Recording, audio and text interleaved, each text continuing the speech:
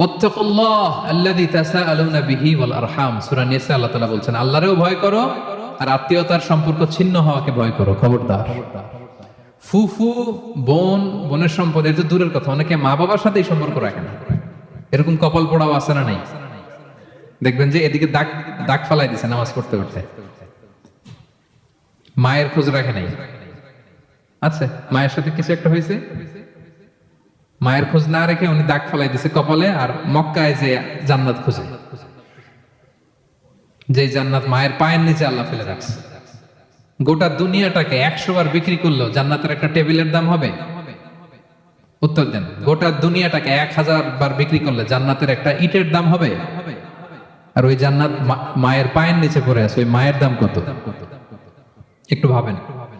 এজন্য আব্বা আম্মা তাদের খোঁজ খবর নেয়া, এবং আব্বা আম্মার থ্রুতে যত আত্মীয়, খালা মামা